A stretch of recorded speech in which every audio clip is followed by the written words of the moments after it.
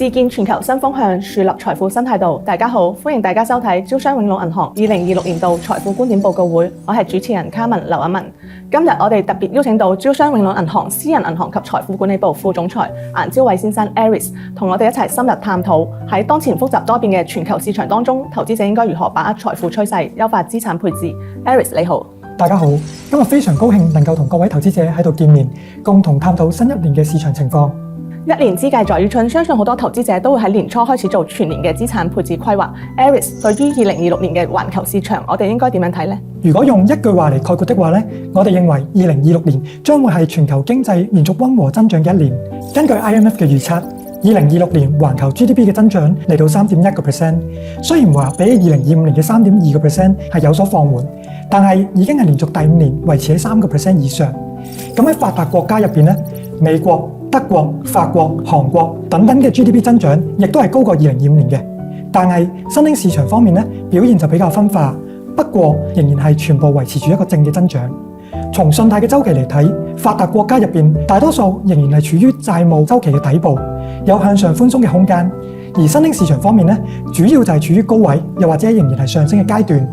咁2026年環球嘅經濟方面呢，仍然係保持住一個比較寬鬆嘅路徑，疊加上科技投資嘅支持，全球嘅信貸周期仍然有望迎嚟溫和嘅復甦。全球經濟當中，我哋客戶最關注嘅經濟應該仲係中美嘅經濟，咁你可唔可以同我哋講多一啲呢？首先講美國方面，美國嘅經濟增長呢，仍然係比較穩健嘅，各大嘅宏觀經濟指標都指向住美國嘅經濟保持一定嘅韌性。咁未來2年呢，市場目前預計美國 GDP 嘅增長仍然係會維持住2% 左右比較健康嘅水平，而通脹方面呢，亦都會逐步受控，慢慢嚟到2% 左右一個比較中性嘅水平。而失業率方面亦都係預期維持喺4% 出頭。咁寬鬆嘅貨幣政策方面仍然係會繼續嘅，利率將會緩步下行，而各大嘅經濟指標呢，總體嚟講都係比較健康嘅。咁但係相對而言呢，市場對於就業方面呢，可能係有所擔憂嘅。咁當前嚟講，美國嘅就業市場呢，係維持住供應同需求兩方面比較弱嘅平衡方面。咁而失業率呢，目前係達到4.6% 嘅高位。展望2026年，美國將會迎嚟新一輪嘅中期選舉。咁我哋相信特朗普嘅政府將會延續過去嘅一個政策方向，其中包括係驅逐非法移民啦，大力支持科技嘅發展啦，相對上面亦都係會鼓勵製造業回流等等嘅。咁可能呢一方面呢，就會對勞動力嘅供應呢，造成一方面嘅收縮。咁我哋可以見到啦，其實2025年驅逐非法移民呢，係令到美國嘅勞動市場少咗50萬人左右。咁而去到2026年呢，就可能更加之高，預計有機會去到100萬人添。咁喺需求嗰方面呢，其實 AI 嘅快速發展呢，喺某程度上係會取代咗一啲白領工作嘅職位。咁但係呢，因為藍領工作嘅工人其實佢哋冇辦法去取代，咁所以相對上面呢，我哋會見到藍領工人嘅職位呢，仍然係比較穩健。咁同時亦都會見到特朗普嘅任期入邊呢，藍領工人嘅收入實現緊正嘅增長。我哋可以再睇翻通脹方面，美國嘅 CPI 數據呢，已經係成功控制喺2至3%嘅一個水平，相對上接近一個貨幣中性嘅一個利率。咁即係話，即使服務業嘅通脹仍然保持住一定嘅韌性，但係總體嘅水平呢，其實已經唔高㗎啦。咁所以我哋相信美聯儲喺短期之內控制通脹嘅優先性呢，會低過係穩就業嘅。接住落嚟，我哋嚟睇一睇中國經濟嘅情況。咁中國經濟方面呢，目前仍然係保持一個比較弱復甦嘅狀態。從 GDP 三頭馬車全年累計嘅增速嚟睇，其實只係得返中國嘅出口數據呢，係保持住比較強嘅韌性。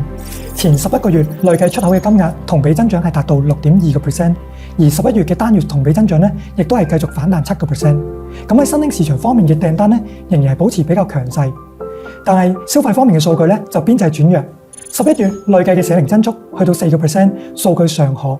但係單月嘅增速呢，其實已經回落到得返1%，比10月份呢，其實大幅下行咗1.6個百分點。咁點樣去提升內需，繼續加強消費呢？可能係未來中國經濟增長需要解決嘅重要問題。投資增速方面呢，其實嚟到下半年全部都出現咗一個比較明顯嘅下滑。咁從單月嘅數據嚟睇呢，11月嘅基礎建設、製造業嘅投資、房地產嘅投資呢，其實都係處於一個收縮嘅區間。咁特別係房地產行業呢，就更加明顯嘅。如果再睇得仔細一啲的話呢，其實2025第2個季度呢，社零嘅增速係快速緊提振緊嘅。咁喺補貼之後嘅消費呢，個跡象係比較明顯。咁我哋可以睇得到啦，其實財政嘅補貼對於消費方面嘅支持力度呢，係有住明顯嘅作用嘅。而喺今年嘅第3、4個季度咧，隨住政府財政補貼嘅力度逐步減弱，咁對應嘅消費咧，其實都明顯減弱緊嘅。咁亦都係正説明緊政策支持其實對於消費嘅提振咧，有住比較明顯嘅效果。咁喺2026年方面咧，我哋仍然係比較期待有更進一步嘅消費刺激嚟帶動消費。喺出口嗰方面嘅數據咧，雖然話近期可能體現咗比較強嘅韌性啦，咁但係我哋亦都要知道喺2025年頭咧，其實由於關稅貿易戰嘅影響，一季度嘅出口數據咧仍然係有一個比較大嘅波動嘅。咁所以接下來由於一個基數嘅效應啦，咁未來幾個月嘅出口增速數據咧，可能亦都會有一個比較大嘅一個起伏嘅。咁另一方面，我哋可以嚟睇一睇通脹。11月份中國 CPI 嘅通脹咧，亦都係有一個比較明顯嘅邊際好轉。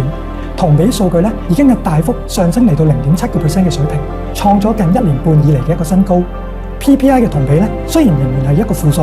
咁但喺環比方面咧，亦都見到連續2個月有所改善嘅。咁喺總體嚟講，11月份嘅物價水平反映翻消費價格可能有一個溫和復甦嘅跡象，而工業嘅價格跌幅咧亦都係有所收斂嘅。從更長嘅週期嚟講咧，中國嘅通脹數據可能已經係持續緊3年嘅疲弱啦。咁如果2026年內需嘅提振有比較明顯嘅效果的話咧，可能亦都會對於通脹改善有一個明顯嘅提振作用。咁除咗中美之外，歐洲同日本嘅經濟係點呢？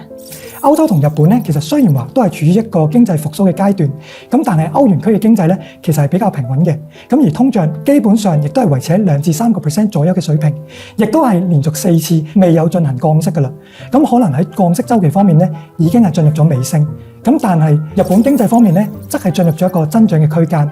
經濟數據顯示翻，關稅貿易戰咧，其實對於日本並未造成一個好大嘅衝擊。每年春天咧，其實日本嘅企業同工會都會進行一個全國性嘅工資嘅談判。咁呢一個談判亦都會決定咗當年大部分嘅打工仔佢哋加人工嘅一個幅度。咁日本工會咧，其實已經連續2年春鬥嘅結果，亦都係錄得一個唔錯嘅工資增長㗎啦。咁通過通脹加人工呢個咁嘅良性循環咧，其實係會為物價帶嚟一個支持。咁亦都係為日本最近一次嘅加息推動利率正常化咧，提供咗一個有利嘅條件。咁所以總體而言，無論係歐洲定係日本咧，其實作為一個老牌發達嘅一個經濟體啦，喺目前而家通往一個經濟復甦嘅道路上面咧，仍然係比較平穩咁前進。多謝 Aris 專業嘅分享。從啱先嘅分享中，我哋可以了解到，2026年美國經濟保持韌性，就業市場維持一個弱平衡，美國嘅通脹黏性依然係存在，但係因為絕對水平比較低，所以短期嘅關注度係有所下降。而中國方面咧，中國嘅經濟復甦係有待更加多嘅政策刺激同埋數據確認。歐洲同日本方面則喺經濟復甦嘅道路上平穩前進。大家對2026年宏觀經濟環境如果仲有疑問，或者想知道自己嘅資產應該點樣搭配，我哋招商永隆銀行嘅資產配置顧問都會幫大家解答。非常感謝大家收睇本期內容，下一期我哋將聚焦美股、美債同美元嘅展望，繼續為大家解釋關鍵市場嘅投資邏輯，敬請期待。招商永隆銀行 3 資產配置服務體系，專業守護財富，感謝大家收睇，我哋下期再會，拜拜。拜拜。